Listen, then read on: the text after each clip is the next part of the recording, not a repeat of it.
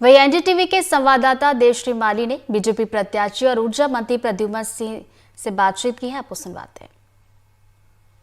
Bharatiya Janata party के प्रत्याशी और ऊर्जा मंत्री प्रद्युम्न सिंह तोमर मौजूद हैं। अब प्रचार को लगभग एक हफ्ता बीत चुका है। कैसा रिस्पॉन्स मिल रहा है, क्या चल रहा है? जन आशीर्वाद मिल रहा है। ग्वालियर की जनता चुनाव लड़ रही है। सेवा और विकास 2020 से बेहतर चुनाव जीतेगा। लेकिन कहा जा रहा है कि बेरोजगारी बहुत है आपके क्षेत्र में। अब औद्योगिक नगरी ग्वालियर बनाना है, यही एजेंडा है। अधोसंरचना विकास लगभग पूर्ण है।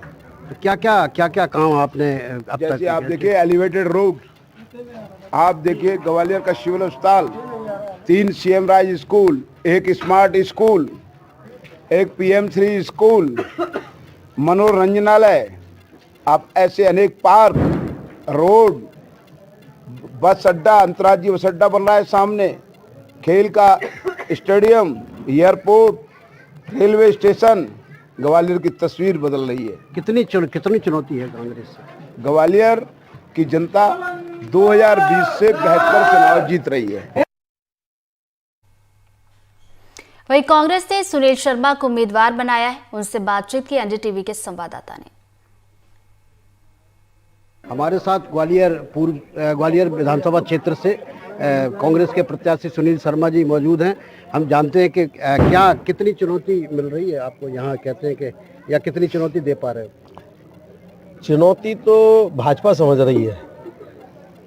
केंद्र के गृह मंत्री लगातार रोज उतर रहे हैं। अब तो मैंने सुना ग्वालियर विधानसभा में ज्योतिरादित्य सिंधिया जी रोज ग्वालियर विधानसभा में, मंत्री तो आते ही जाते रहते हैं। ये सब घबराहट है, और ये घबराहट इसलिए है, ये छल कपट जो जनता के साथ किया है, जनता के जनादेश और जनता के आशीर्वाद जो कांग्रेस पार्टी को दिया था जनता ने, उसको छल कपट से जो हथियाया है, तो छल कपट करने वाला भी जनता के साथ छल कपट ही करता है। तो ये चुनाव जनता लड़ रही है। सुनील शर्मा तो एक सेवक है, सुनील शर्मा तो एक प्रतीक है। ये चुनाव जनता लड़ रही है छल कपट के खिलाफ।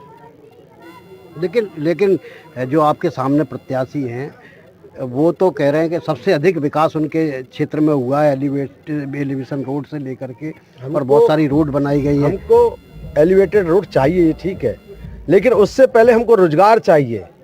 गरीब को रोटी चाहिए, युवाओं को रोजगार चाहिए। एलिवेटेड रोड तो बहुत बात की चीज़ है।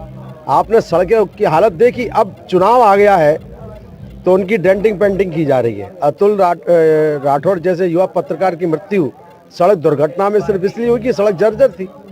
ऐसे जाने कितनी माता बहनें, युवा बुजुर्ग चोटिल हो चुके हैं। सीवर का गंदा पानी आज जनता को पीने को मिल रहा है। लेकिन मंत्री जी तो सड़क को लेके चप्पलें छोड़ चुके हैं, सीवर में खुद उतर के मेहनत करते हैं।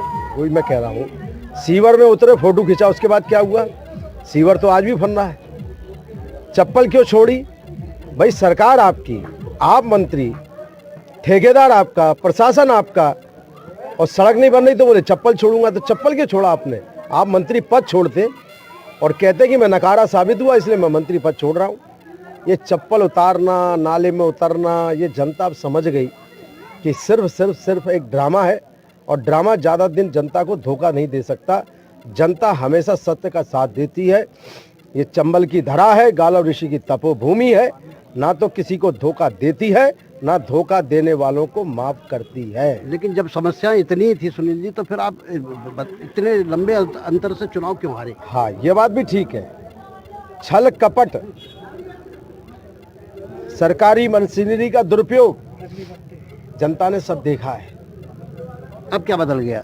अब जनता सजग हो गई है। जनता सजग हो गई है। अब जनता ही चुनाव लड़ेगी। ये कितना भी नोट बांट ले, कितना भी ठटकर्म कर ले। मैंने कई जगह सुना है कि आजकल नोट बांटना शुरू कर दिया है, लेकिन जनता नोट तो लेगी, लेकिन वोट का आशीर्वाद सुनील शर्मा को देगी और कांग्रेस पार्टी को देगी। तो क्या मुद्दे क्या हैं? आप किन मुद्दों पर जनता से वोट मांगने जा रहे हैं? मेरा तो सीधा एक कहना है कि इन्होंने सिर्फ झूठ और पाखंड किया है, जनादेश का अपमान किया है। सुनील शर्मा और कांग्रेस पार्टी सच्चाई के साथ जनता की सेवा करेगी। जेसी मिल प्रमुख मुद्दा है। इन्होंने जेसी मिल श्रमिक के संग 20 साल से धोखा ही धोखा दिया है। हमारी सरकार होगी, जैसे मजदूर की पाई पाई दिलाने का पूरा प्रयास करूंगा। और आज रोजगार नहीं है युवाओं के पास, अपराध मुक्त ग्वालियर विधानसभा होगी, गुंडागर्दी खत्म कर दूंगा, स्मैक नहीं बिक पाएगी, युवाओं के भविष्य को चौपट नहीं होने दूंगा। ये मेरा लक्ष्य होगा।